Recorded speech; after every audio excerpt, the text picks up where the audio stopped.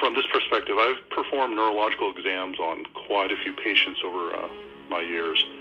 And when you're looking for somebody who's either had head trauma or maybe has had a stroke, even people with dementia, which is another form of neurological damage, there's certain things that you look for.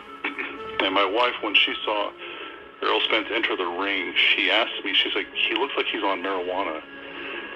And I told her, I said, he has residual neurological damage from his car accident, that people have commented on this, but people, if you don't have the experience doing this, you're not going to pick up on it. So one of the things when you're doing a neurological exam on somebody, you look at, there's like a glassy look to a person's eyes when they have either a concussion or they have advanced stages of dementia.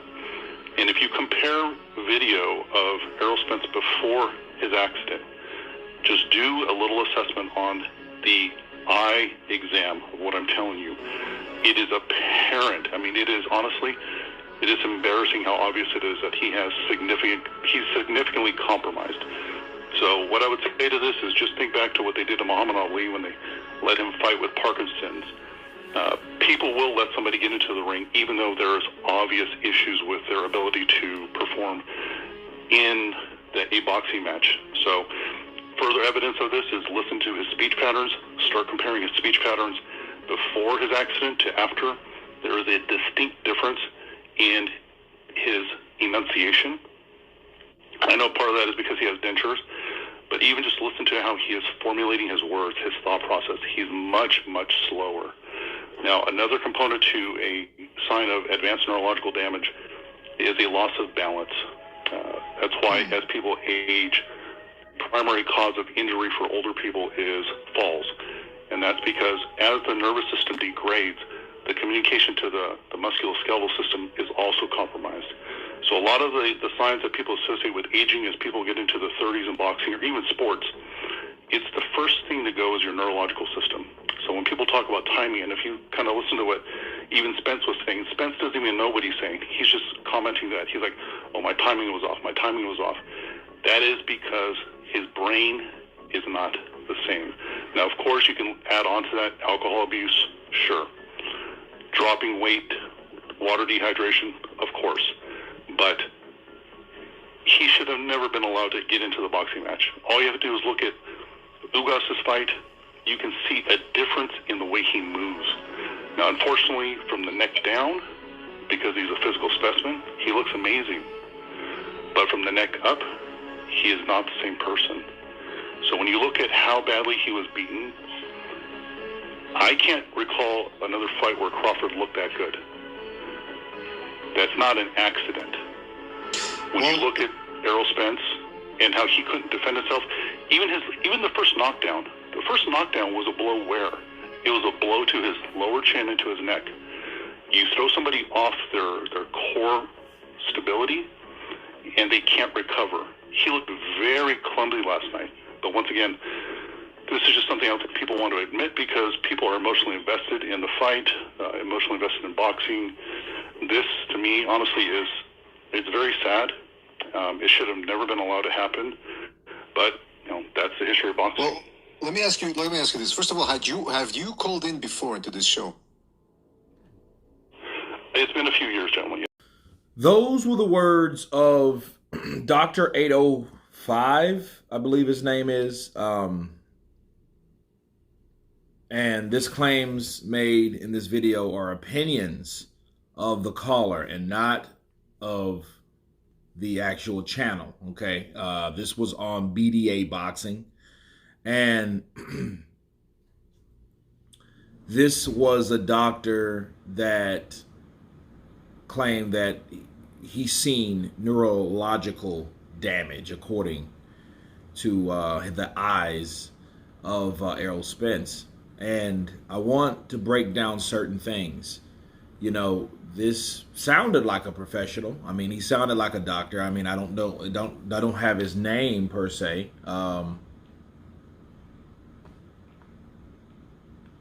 But I don't really know if what his qualifications are.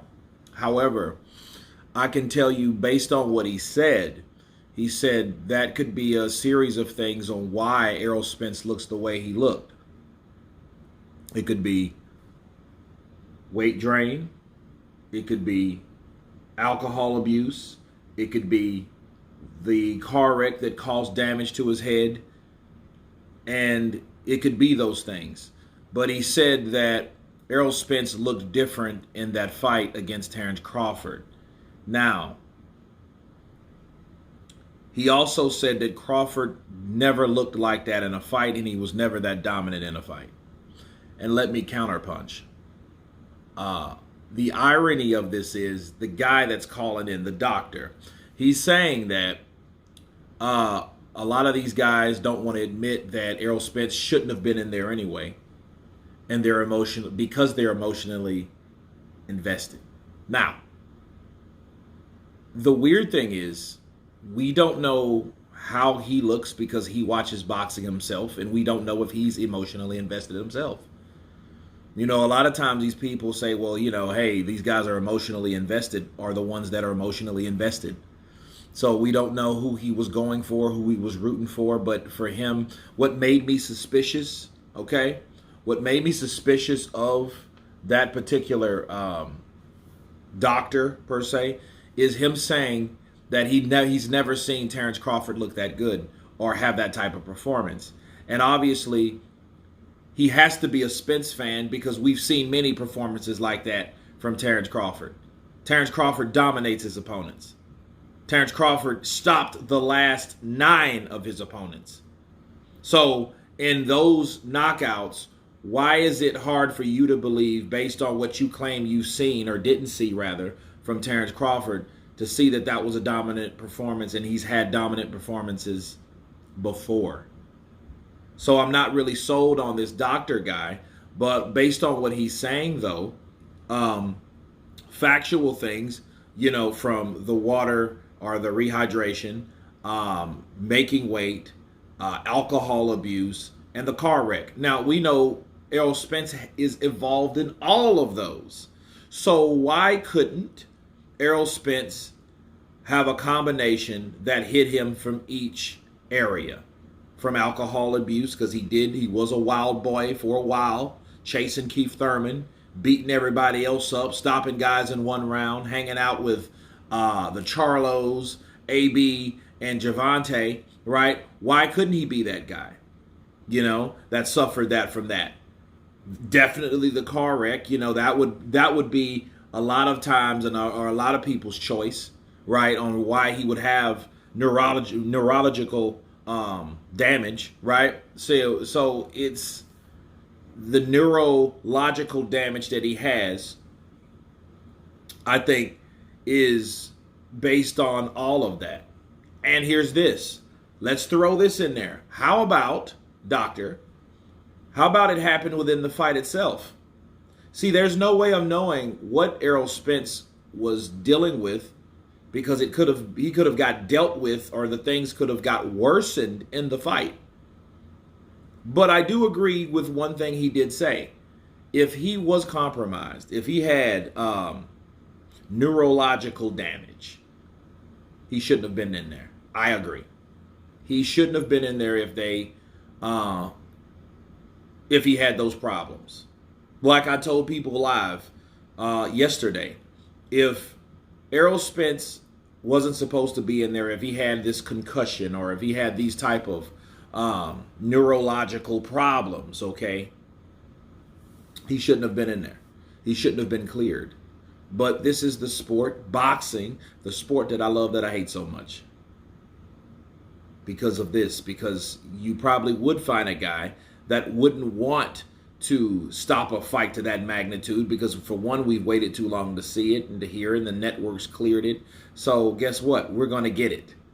You know, a little brain damage, who cares? You know what I mean? That's how they're thinking, because they're thinking about money.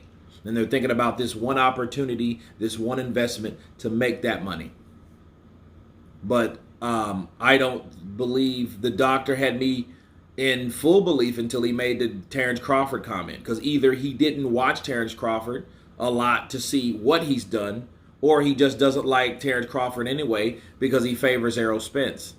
Obviously, he knows what Errol Spence used to look like or how he's supposed to sound, or how he walked or his mannerisms, his body language. He knew that, but you didn't know anything about Terrence Crawford, or you saw, in your opinion, that he hasn't had that type of performance. Either you're compromised or you're biased or you just don't know a damn thing. So it may be that at hand. But I talked to a friend of mine, and he said, hey, people with dentures don't normally talk like that. He did seem a little off, though. But again, that could have been the ass whooping of the damage he took within the fight. And he's just showing you the effects after. That's why I was like, look, somebody needs to take Errol Spence away. Damn these interviews. Damn all this, because he may need professional help. But anyway, let's hope they did, or they don't find anything. And let's hope he is okay to fight. Let's hope he's really not suffering from these particular neurological damages within himself, because that affects his life after boxing. Of course, please subscribe. And you guys been Counterpunch. Peace.